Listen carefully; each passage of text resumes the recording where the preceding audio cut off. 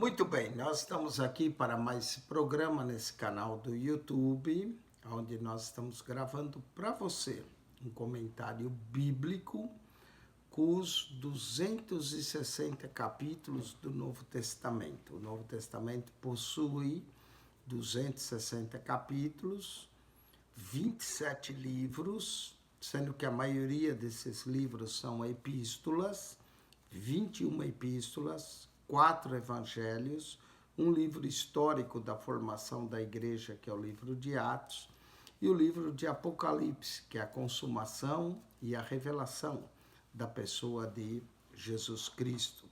Sendo que o Apocalipse também tem epístolas, 7 epístolas num só livro, no livro do Apocalipse. Estudar o Novo Testamento é estudar a revelação de Jesus Cristo. Algumas pessoas perguntam, e o Antigo não é importante? Claro que é. O Antigo é a base de tudo. O Antigo contém o Novo Testamento escondido no Antigo Testamento.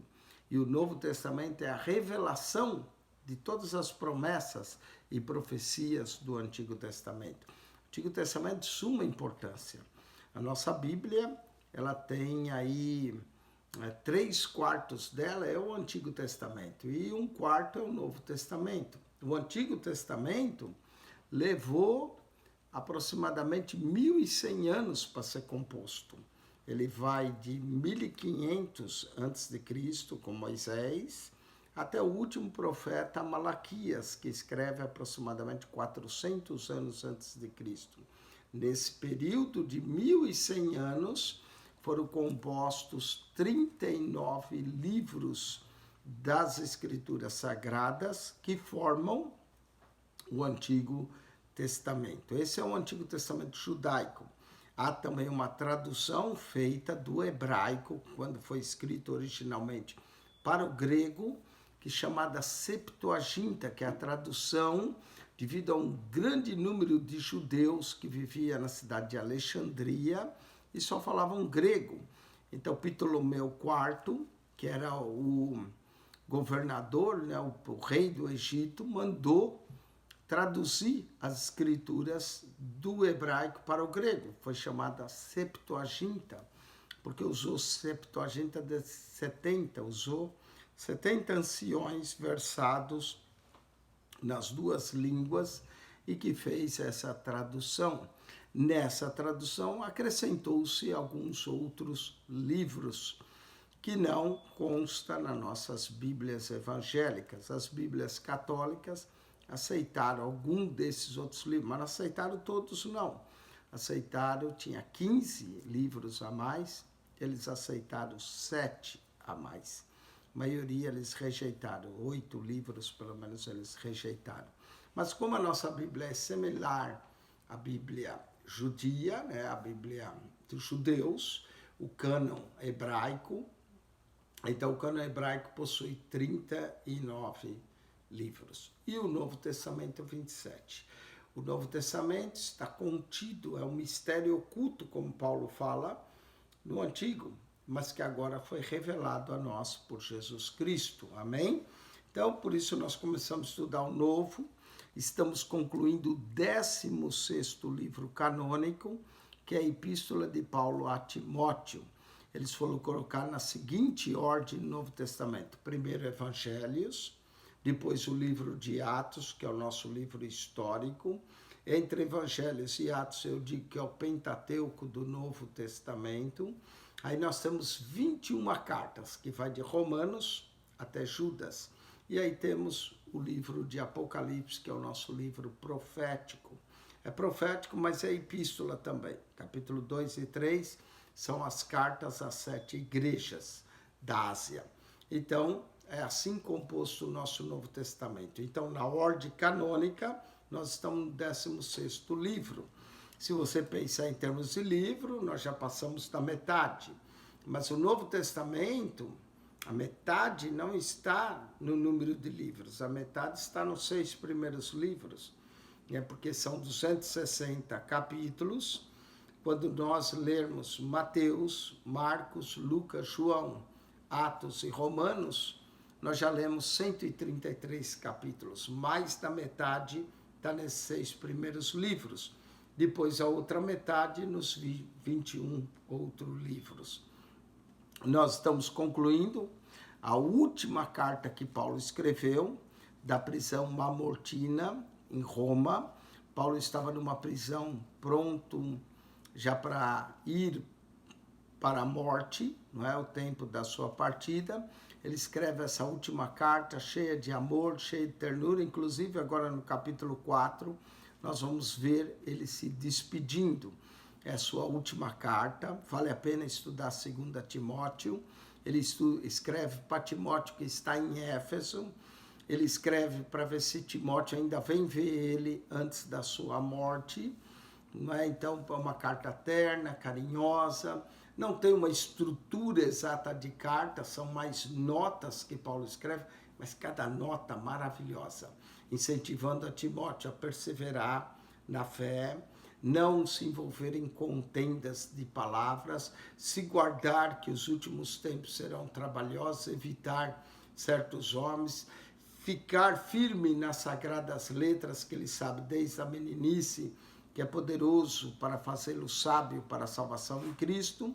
Paulo diz um dos versos lindos em 2 Timóteo 3,16, toda a escritura é divinamente inspirada, a escritura é toda a escritura. Por isso que eu falei, o antigo é importante, tanto quanto o novo, só que nós estudamos o novo, que é a manifestação de Cristo. Quando eu terminar essa série, eu vou gravar cada livro do Antigo Testamento, para você ter uma ideia também do Antigo Testamento, que é maravilhoso, não é? Porque toda a escritura é divinamente inspirada, toda, do Gênesis ao Apocalipse, é divinamente inspirada e proveitosa para ensinar, redarguir, guardar no caminho, corrigir, instruir em justiça para que o homem de Deus seja perfeito. O caminho da perfeição é a escritura e perfeitamente instruído para toda boa obra. Muito bem, então vamos estudar o capítulo 4. Encerrando esse capítulo 4, nós teremos estudado 200 capítulos dos 260 livros. Fica faltando dos 260 capítulos do Novo Testamento. Com o capítulo 4 de 2 Timóteo encerra 200 capítulos. Fica faltando apenas 60 capítulos nos próximos 11 livros que falta para completar o Novo Testamento. Sendo que os capítulos, os livros maiores, são apenas 2, Hebreus e Apocalipse. Hebreus tem 13 capítulos, Apocalipse 22, esses 2 livros juntos têm 35 capítulos, e os outros 25 capítulos vão estar em 9 livros do Novo Testamento. Está vendo como o Novo Testamento não está dividido igualmente? O conteúdo maior está nos Evangelhos, Atos e Romanos. Depois, 21 capítulos, esses últimos livros que nos faltam, o conteúdo maior está em 2 livros, Hebreus e Apocalipse. Os outros são capítulos pequenos, né? Essa carta mesmo só tem 4 capítulos, 2 Timóteo, 73 versos. E nós vamos então falar desse último capítulo, as instruções finais a Timóteo, para que Timóteo pregue a palavra, para que Timóteo permaneça. Todo pastor deve estudar 1ª, 2ª Timóteo e Tito. São epístolas pastorais. E depois Filemão, que também tem um gostinho pastoral, mas é uma carta mais pessoal, tá bem? Nós vamos falar depois de Filemão. Filemão só tem um capítulo, um único capítulo. Vai ser o primeiro livro do Novo Testamento que só tem um capítulo. Existem mais 3 livros que só tem um capítulo. Há 4 livros do Novo Testamento que só tem um capítulo. É Filemão, 2ª carta de João, 3ª carta de João e Judas. Essas 4 epístolas só tem um capítulo cada uma. Então nós vamos estudar em 2 vídeos, amém? Muito bem, nós estamos concluindo 200 capítulos com esse 2 Timóteo capítulo 4. É uma barca, não é? Conjuro-te, pois, diante de Deus e do Senhor Jesus Cristo. Paulo diz, Timóteo, eu conjuro-te, né? Estou quase que jurando, fazendo Timóteo, diante de Deus e do Senhor Jesus Cristo, que há de julgar os vivos e os mortos na sua vinda e no seu reino. Esse há de julgar os vivos e os mortos, nós encontramos outra parte do credo dos apóstolos, né? O credo dos apóstolos diz, creio em Deus Pai, Todo-Poderoso, Criador dos céus e da terra, tem a ver com Gênesis, com a criação, e em seu Filho Jesus Cristo, que nasceu da Virgem Maria. Aí tem uma parte que nós encontramos em 1 Timóteo 6,13, e padeceu perante Ponto Pilatos. Timóteo 6,13 diz que Jesus Cristo esteve diante de Pôncio Pilatos.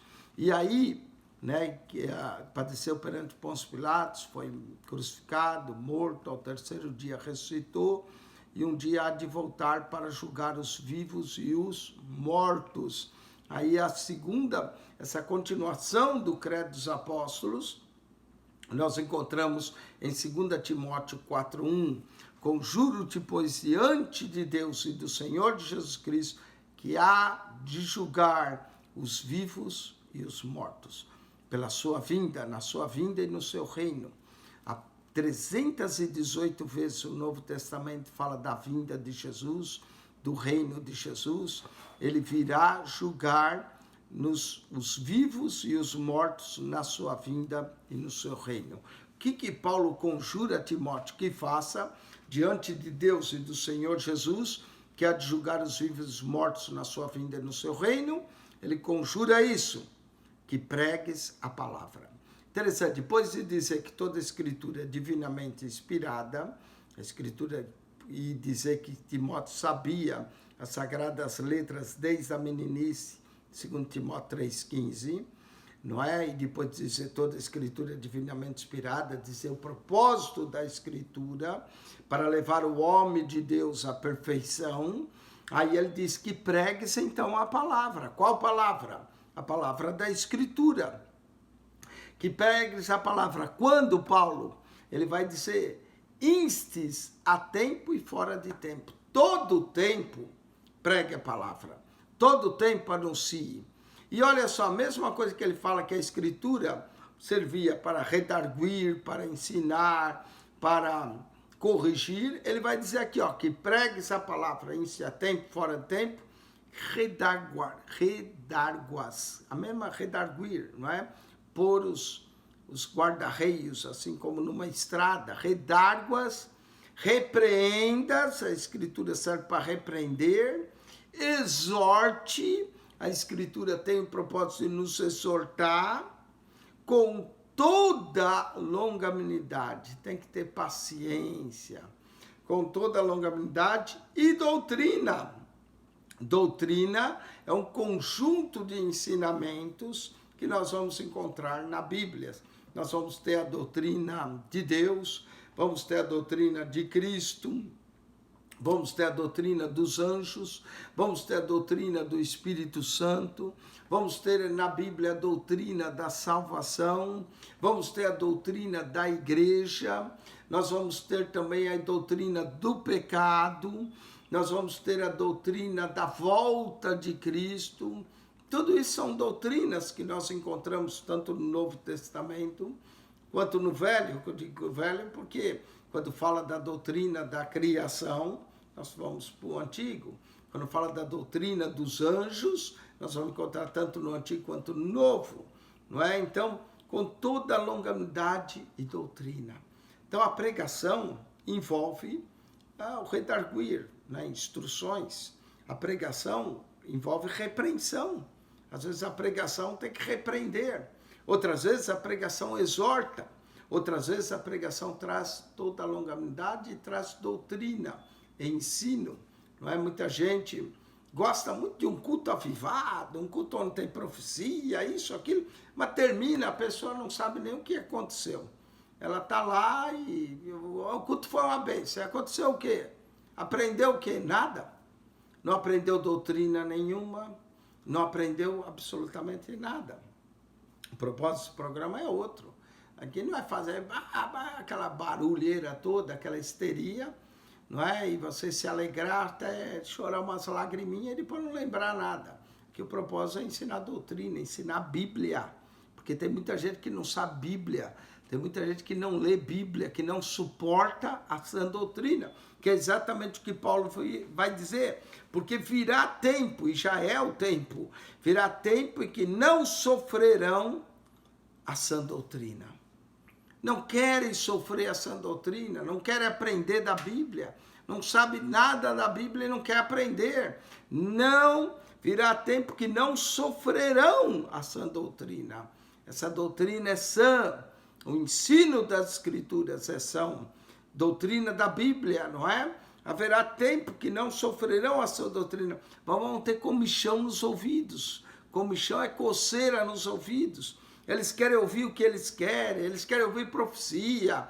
Ai, Deus vai te abençoar, eis que eu sou contigo, eis que eu tenho uma obra contigo, mas não sabe nada de Bíblia, não aprendeu nada, não sabe manejar a palavra da verdade, não sabe se apresentar provado diante de Deus, como obreiro que não tem de que se envergonhar, que maneja bem a palavra da verdade. As pessoas correm atrás de profecia, correm atrás de revelação, não que eu não creio em profecia, eu amo profecia, mas eu sou pelo ensino da Bíblia, pela doutrina, ser aprender as Escrituras e não ficar correndo atrás de profeta, liga profeta de cá, de lá, revelação aqui, ali, e não sabe nada da Bíblia, não conhece nada, não suporta a sã doutrina, a doutrina que pode te fazer sábio para a salvação.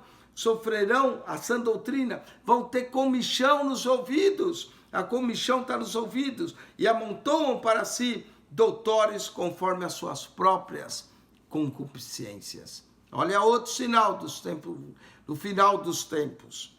E desviarão os ouvidos da verdade, não querem ouvir a verdade, se aborrecem com a verdade, não aceitam a verdade, porque a verdade, e conhecereis a verdade, e a verdade vos libertará. Pai, santifica-os na verdade, a tua palavra é a verdade. Desvia os ouvidos das verdades e voltam-se a fábulas. Gosta de fábula, um anjinho que entra aqui, um anjinho que passou ali, gostam só de fábulas. Para com isso, vá para as Escrituras. A maior profecia está nas Escrituras, está em pregar a palavra de Deus, voltando-se a fábulas. Mas olha a recomendação para Timóteo. Mas tu, sê sóbrio em tudo. Sóbrio, sobriedade das Escrituras. Sofre as aflições.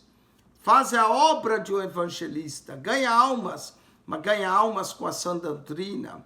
Ganha almas ensinando a verdade. Ganha almas mostrando que Cristo é o Salvador. E cumpre o teu ministério. Maravilha poder cumprir o ministério. Depois de Paulo dizer a Timóteo, Timóteo, cumpre o teu ministério. Ele está dizendo isso porque o dele está chegando no final. Não é? Cumpre o teu ministério, Timóteo. E aí Paulo vai dizer que o tempo da sua partida está próximo. Por que cumpre o teu ministério, Timóteo? Porque o meu está acabando. Paulo vai dizer, verso 6, porque eu já estou sendo oferecido. Paulo ia ser oferecido em sacrifício, por aspersão de sacrifício. Paulo ia dar a sua vida por Cristo. Maior testemunho.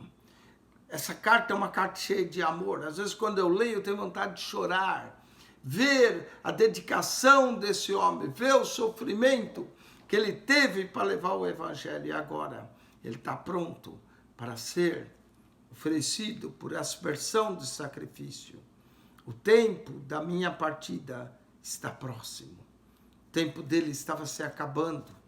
Restava dias, meses, quem sabe semanas, para que Paulo fosse oferecido ao Senhor, cumpriu o seu ministério, guardou a fé. Presta atenção no que ele diz, porque eu já estou sendo oferecido por aspersão de sacrifício, O tempo da minha partida está próximo. Combati o bom combate. Que combate maravilhoso, o combate da fé. Tem gente que combate o de ganhar dinheiro. Dinheiro fica, nada trouxemos, nada levamos desse mundo. Combati o bom combate, o combate da fé. Combate o combate da vida eterna. Combate o combate da salvação. Combati o bom combate. Acabei a carreira. Completei o meu ministério. Guardei a fé. Tem alguns que acabam o café e guardam a fama. Não, presta atenção, combate o bom combate da fé, acaba a tua carreira, guarda a tua fé. Não acaba com a fé e guarda a fama, como alguns fazem. Combati o bom combate, acabei a carreira, guardei a fé. Desde agora, a coroa da justiça me está guardada, a qual o Senhor, justo juiz, aquele que há de vir julgar os vivos e os mortos, estava aguardando uma coroa para Paulo. A coroa cumpriu, vai cruzar a linha final, vai terminar a sua carreira, o qual o Senhor, justo juiz, me dará naquele dia. E não somente a mim, presta atenção, mas também a todos que amarem a sua vinda. Tem gente que já nem quer que Jesus volte, né? Tem gente que prefere continuar nesse mundo sem a volta de Jesus, não é? Mas Paulo combateu o bom combate da fé. Paulo terminou a sua carreira. Ele manteve-se fiel ao Senhor, guardou a sua fé, acabou a sua carreira, cumpriu o seu ministério. Agora só restava ele, a coroa, não é? A coroa a qual o justo juiz lhe daria. Que vitória, que maravilha, não é? Eu estou procurando aqui para você uma imagem maravilhosa. Olha, eu quero te mostrar essa imagem. Essa imagem, tá vendo? Ela é aqui tipo uma pomba, né? Trazendo uma coroa. É isso que Paulo está se referindo com a coroa da justiça. Essa imagem aqui era uma imagem que estava guardada, não é? Em alguns templos ela era guardada e indicava a vitória. O que aguarda Paulo era isso, combater o bom combate, completar a sua carreira. E ele estava guardando a coroa da justiça. Essa era uma imagem que era estampada nas cidades de Éfeso, para os vencedores, para aqueles que terminavam a carreira. E é isso que Paulo está dizendo. Combati o bom combate, acabei a carreira. Desde agora a coroa da justiça me está guardada. Qual o Senhor, justo juiz, aquele que ele falou, pregue a palavra, porque Cristo há de vir julgar os vivos e os mortos, me dará naquele dia. E não somente a mim, mas também a todos que amarem a sua vinda. Você ama a vinda de Jesus? Tem gente que nem quer que Jesus venha. Tem gente que só quer viver. Com esse coronavírus aí, tem gente que só está com medo da morte. Não quer nem que Cristo venha, não quer nem morrer, nem que Cristo venha. Não é? Mas nós temos que amar a sua vinda. 318 vezes no Novo Testamento fala que Jesus vai voltar. Temos que amar a sua vinda. Os que amam a vinda de Jesus irão receber a coroa da justiça. Paulo escreve a carta, talvez para que Timóteo, se houvesse oportunidade, viesse uma última vez vê-lo.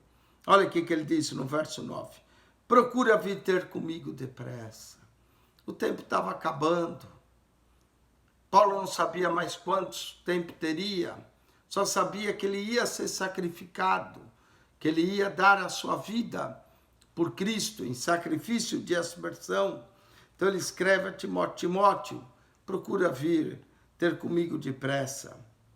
E por que Paulo diz isso? Porque Demas me desamparou. Os companheiros de Paulo haviam deixado ele. Demas me desamparou, amando o presente século, desviou-se da fé, amou o mundo presente. Se você ler essas cartas, essa teologia aí que uma vez salvo, salvo para sempre, cai aqui por terra. Demas foi cooperador de Paulo, mas desamparou a Paulo. Amou o quê? Amou o presente século, como alguns estão amando, só querem viver esse século, como se a vida consistisse só nisso. Amou o presente século, foi para Tessalônica, não é? Deixou Paulo lá em Roma, foi embora para Tessalônica, talvez causar confusão lá na igreja tessalônica. Crescente foi para Galácia. Tito para Dalmácia. Tito ainda é um fiel companheiro que Paulo vai escrever uma carta. Crescente também era cooperador, foi para Galácia. Paulo não fala Crescente desviou nem Tito, mas que Demas amou o presente século. Foi para Tessalônica. Crescente para Galácia. Tito para Dalmácia. Só Lucas está comigo. É possível que Lucas estava escrevendo o que Paulo ditou. Só Lucas está comigo. Mas Paulo tinha um desejo: ver Timóteo e ver Marcos. Ele falou: Timóteo, vem depressa. Toma Marcos, traz Marcos contigo. Marcos é o escritor do Evangelho de Marcos, que Pedro chama ele também de filho amado, não é? Discípulo de Pedro. Provavelmente o Evangelho de Marcos foram memórias de Pedro, porque Marcos não andou com Jesus, não é? Mas Pedro andou e, sendo discípulo, ele escreveu as memórias de Pedro. Aliás, Papias, que viveu no ano 130, diz que o Evangelho de Marcos é, na verdade, o Evangelho de Pedro. Pedro ditou e Marcos escreveu. Toma Marcos e traze contigo. Toma Marcos, João Marcos, pelo qual Paulo brigou e até houve grande contenda com Barnabé por causa de João Marcos, que na primeira viagem, quando eles estiveram juntos, Marcos os abandonou. E aí Barnabé queria levar João Marcos de novo. Paulo houve uma contenda, você pode ler isso no final do capítulo 15.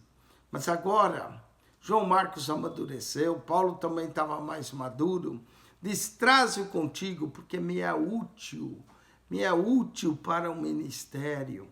João Marcos já tinha, por essa altura aqui, João Marcos já tinha escrito o Evangelho de Marcos. Ele diz, traz contigo, porque ele me é útil para o ministério. Também enviei Tíquico a Éfeso.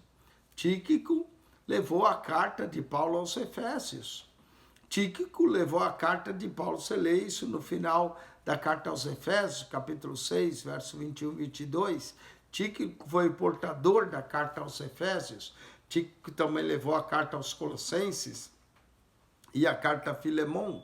Também enviei Tíquico a Éfeso. Quando vieres, traze a capa.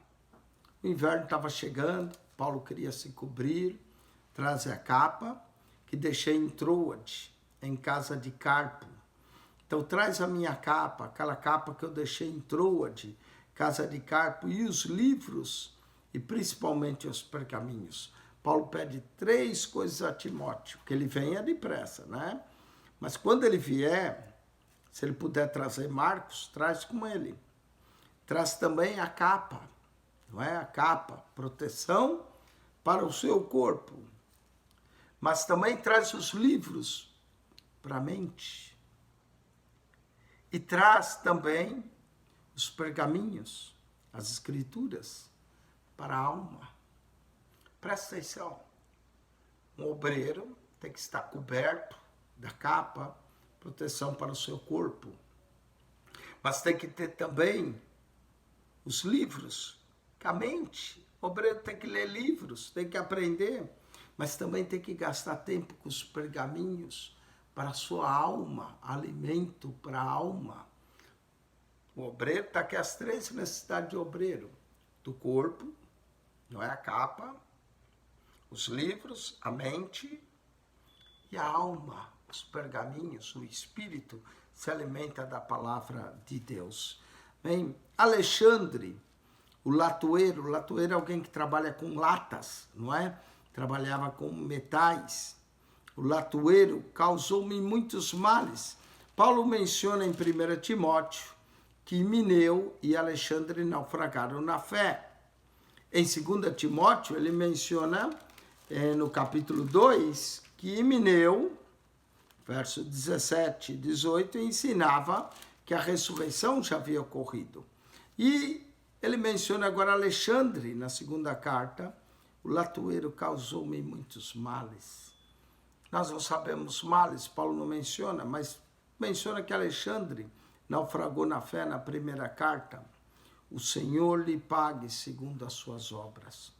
Eu não queria estar na pele de Alexandre, esse latoeiro aí, porque, olha, ele fez mal a um apóstolo do Senhor.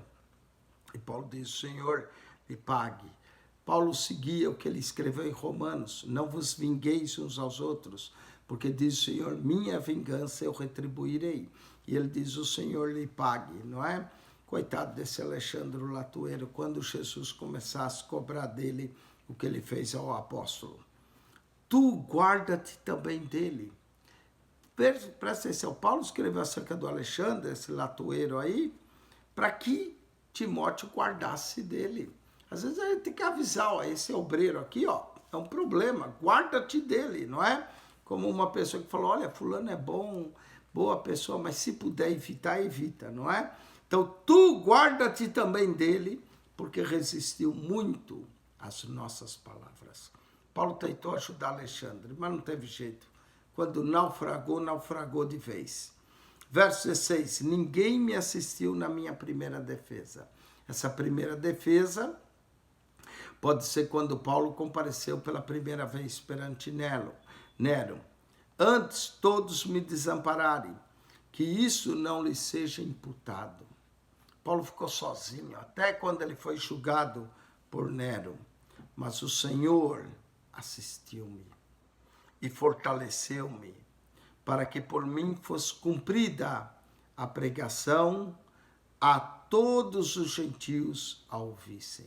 Paulo cumpriu o seu ministério, pregou, sofreu prisões como um criminoso, foi diante de reis, foi diante de governadores, tudo aquilo que Jesus falou que iria acontecer em Atos 9, quando Ananias disse, esse homem é uma peste, ele veio aqui para prender os teus servos.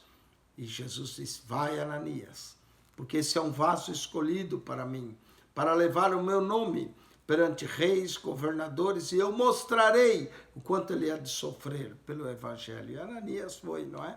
Teve que obedecer a Atos 9, depois você pode ler. Cumpriu a pregação a todos os gentios e ouvisse, e fiquei livre da boca do leão. A boca do leão pode ser a boca aqui de Nero, que tentou já matá-lo mais de uma vez, não é? Mas finalmente vai acontecer na hora certa. Fiquei livre da boca do leão. Como Daniel se livrou da boca do leão, Paulo ainda estava livre, não é?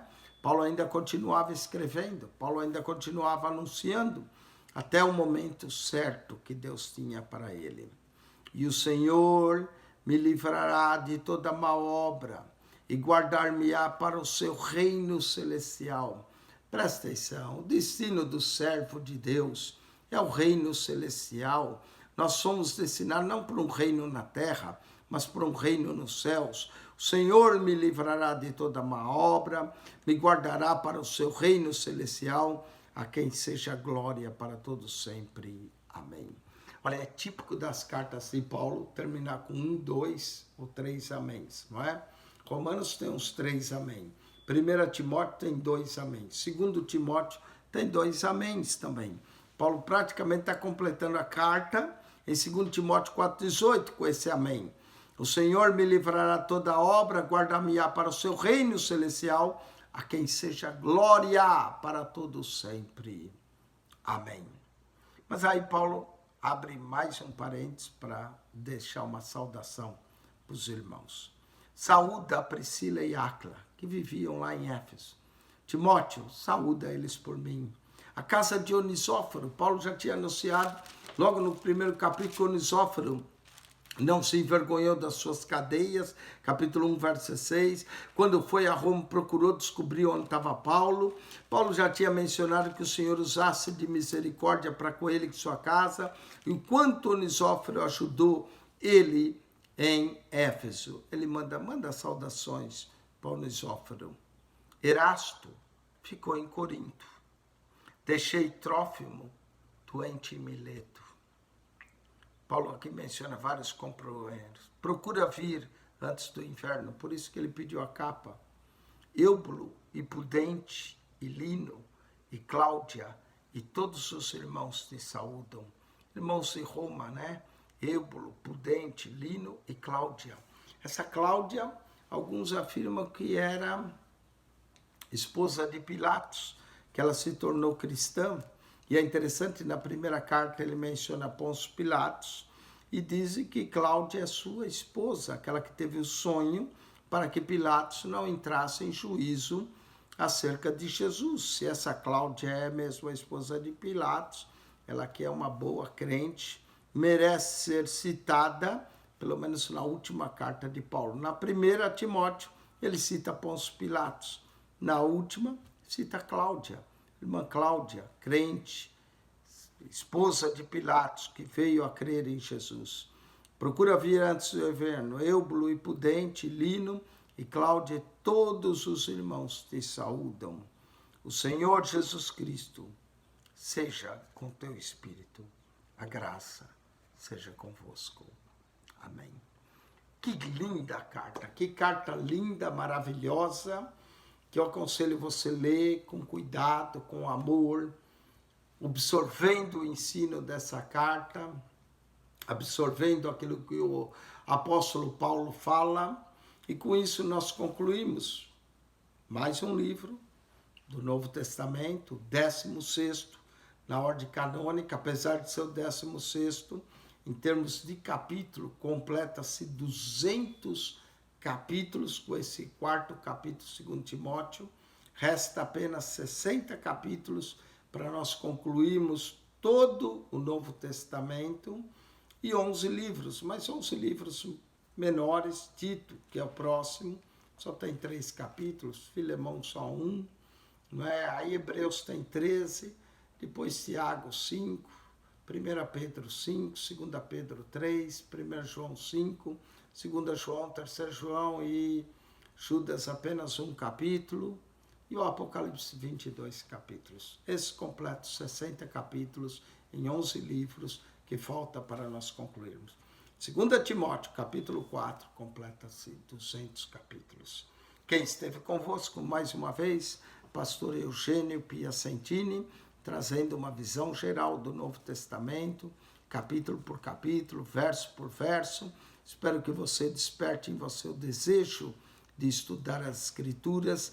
Divulgue o nosso canal, divulgue esses vídeos, mande para amigos, coloque no seu Facebook se você quiser, mande pelo WhatsApp, ajude-nos a divulgar, subscreva no nosso canal se você não ainda subscreveu, mande para amigos, familiares, irmãos da igreja, para que todos possam despertar o desejo de conhecer melhor o Novo Testamento. Que Deus te abençoe, que a graça de Jesus Cristo seja contigo, que o amor de Deus, nosso Pai, e a comunhão do Espírito Santo seja com todos vós, em Cristo Jesus. Deus vos abençoe. Um beijo no coração de vocês. Amém.